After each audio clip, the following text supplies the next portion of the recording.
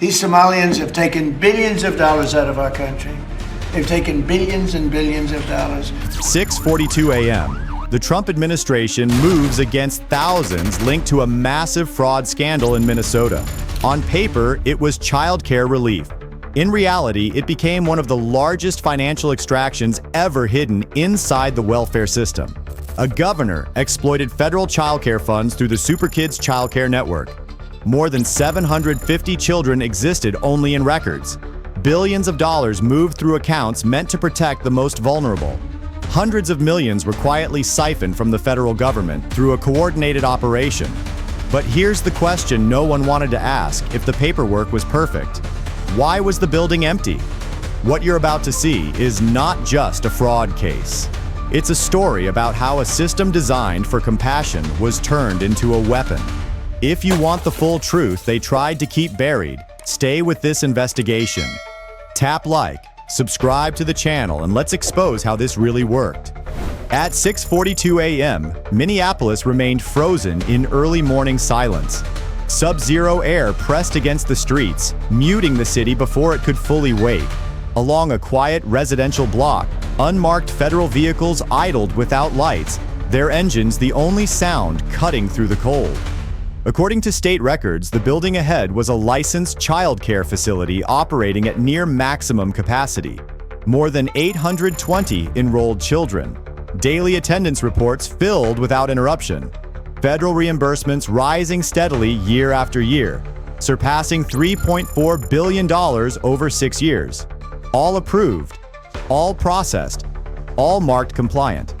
The facility was operated by Nimco Ali Hassan, 45, a Somali official well known within Minneapolis leadership circles. On paper, she was a respected administrator, a community figure, a trusted partner in delivering public services to families most in need. That reputation mattered. It explained why oversight was minimal, why inspections were predictable, why approvals continued without resistance. Yet the scene outside the building told another story. No parents arrived for early drop-off. No staff unlocked doors. No movement flickered behind the windows. For a center reporting perfect attendance, the silence was impossible to ignore. Investigators stepped onto the sidewalk, already aware that this was no routine visit. In complex cases, the first warning is rarely what's missing on paper, it's what's missing in reality. As they approached the entrance of Super Kids, one fact became undeniable. This operation had survived not because it was hidden, but because it was trusted. And trust, once misplaced, can protect the most dangerous structures of all. 6:49 a.m. The door to Super Kids opened without resistance. No alarm, no staff response. Only cold air rushing into a building that, according to official records, should have been operating at full capacity. Inside, the silence hardened. 6 classrooms were fully furnished. More than 180 chairs, all aligned. Shelves stocked with unopened supplies dated back over 14 months. Toys sat untouched, their packaging still intact. A thin film of dust-covered play areas meant to be used every hour. In the infant room, 32 cribs stood assembled. Mattresses were spotless, no signs of rotation, no wear, no sanitation logs posted. Yet state filings claimed an average daily enrollment of 162 infants, a figure that alone generated over $3.9 million per month in federal reimbursements. Attendance boards lined the walls. Every child present. Every day marked complete. No sick days, no absences, no holidays. Financial summaries showed this single location received more than $94 million in the past year. Less than 3% of that total could be linked to food, utilities, or staffing expenses. There were no lunch menus, no payroll schedules, no employee records on site. Investigators documented each room carefully. In large-scale fraud, absence is never random. It is engineered. If this center was only one node, how large was the network behind it? By the time they reached the private office at the back of the building, one conclusion was unavoidable. This operation had been designed to withstand scrutiny until now. And what lay beyond that door would force the investigation into an entirely new phase. 7:18 a.m. The private office at the rear of SuperKids did not look improvised. It looked controlled. Filing cabinets were locked, desks were cleared, shelves were arranged with deliberate symmetry. What stood out immediately was not what was visible, but what had been prepared to last. Inside a secured cabinet, investigators recovered binders cataloging enrollment data across multiple locations. Page after page listed children assigned to rotating schedules that never overlapped physically, yet generated uninterrupted reimbursements. The numbers were precise, too precise. Over 900 unique identities appeared across 5 facilities, many repeating with altered birth dates. Cross-checks revealed duplicated records tied to unrelated addresses. In less than 4 years, the network had billed more than $4.1 billion, while verified operating costs remained a fraction of that amount. A secondary ledger shifted the case entirely. Transactions routed through 47 intermediary accounts, each designed to remain below reporting thresholds. Funds moved in predictable waves, exiting state systems within hours of deposit. Over a 9-month period, more than $520 million flowed through a single financial corridor without any payroll, food procurement, or maintenance expenses attached. This was no longer benefit fraud. It was financial engineering. Then came the discovery that changed the scope of the operation. Inside a reinforced safe, investigators located bulk cash sealed in layered packaging, alongside transaction summaries referencing chemical suppliers and logistics brokers with no connection to child services. Analysts recognized the pattern immediately. These were procurement chains, not reimbursements. By 7:42 a.m., federal authorities escalated the operation. Surveillance assets were redirected. Financial controls were activated. As alerts propagated through the system, accounts began to drain rapidly, shedding millions in minutes. Someone had noticed. What had started as a compliance inspection had crossed a line it could never retreat from. The SuperKids network was no longer being examined as a fraudulent service provider. It was now being treated as a central node in a far larger criminal structure, one built to convert public funds into something far more dangerous. And the next phase would not take place inside a classroom. 2:18 a.m. analysts tracing the outbound transfers reached a location that made no sense on paper. The address sat outside Minneapolis, zoned as an inactive industrial site. Tax filings showed zero revenue, no registered employees, no commercial permits renewed in years. Yet utility data told a different story. Electricity consumption spiked nightly. Water usage exceeded 85,000 gallons per day, levels consistent with continuous mechanical operations rather than storage. By 2:41 a.m., encrypted communications tied to the SuperKids financial corridor began resolving. The messages referenced delivery windows, chemical volumes, and production cycles, terms that had no place in childcare administration.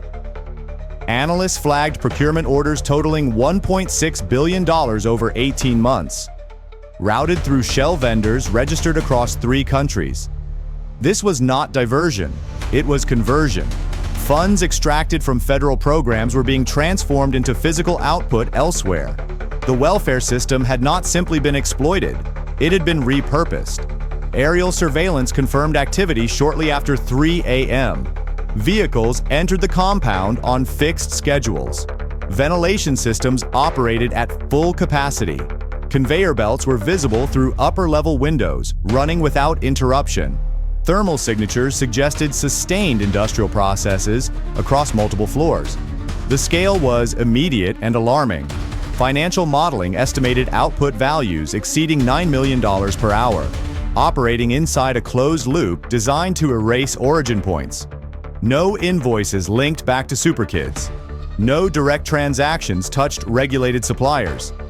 Everything moved through layers built to absorb scrutiny and pass compliance checks automatically. By 4:07 a.m., the operation was reclassified.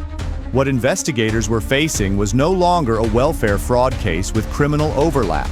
It was a production-backed laundering structure, funded entirely by public money, insulated by paperwork, and shielded by institutional trust. Orders were issued quietly, tactical resources repositioned, financial containment protocols expanded nationwide.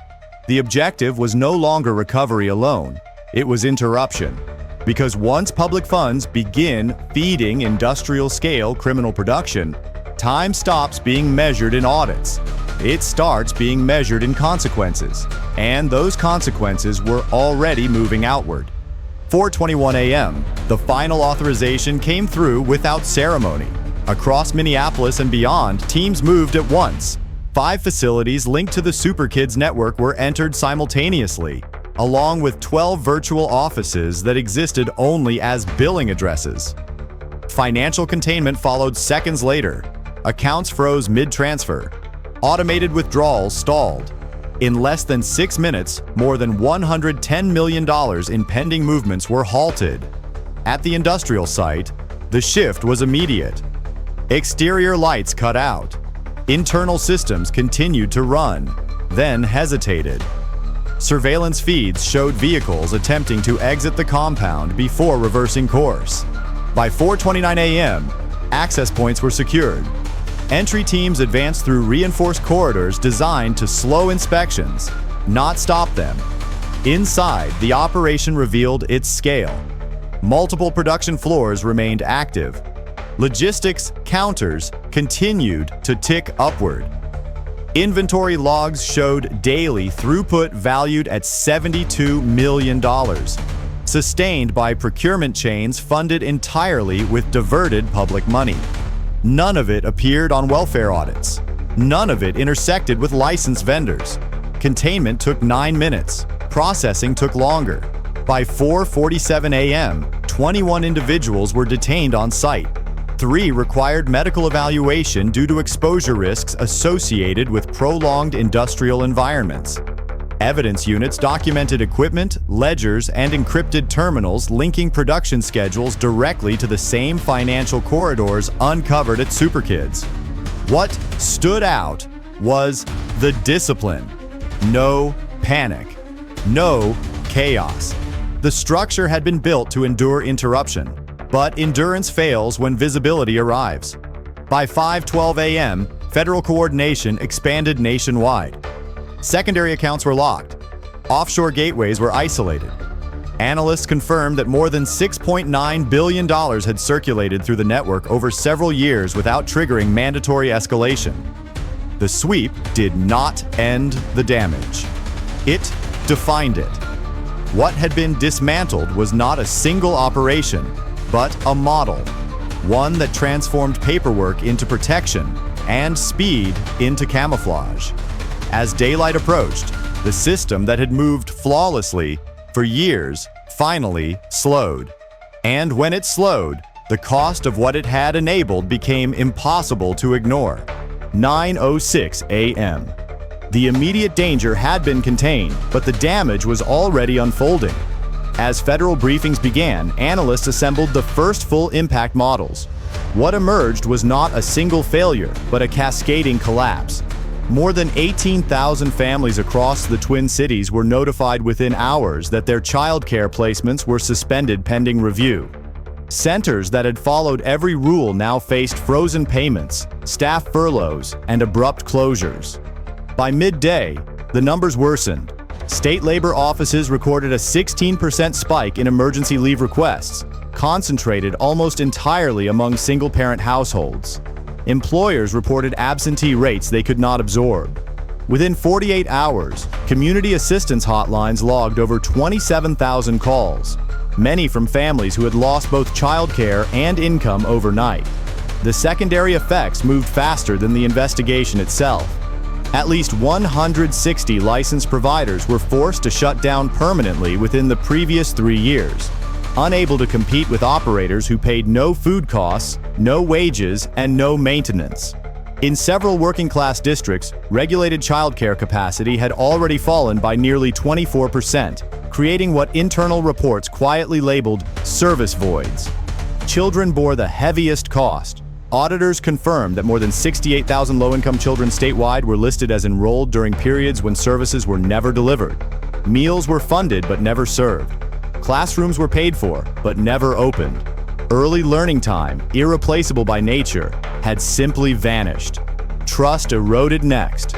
Community centers saw attendance drop sharply as families withdrew from public programs out of fear and uncertainty.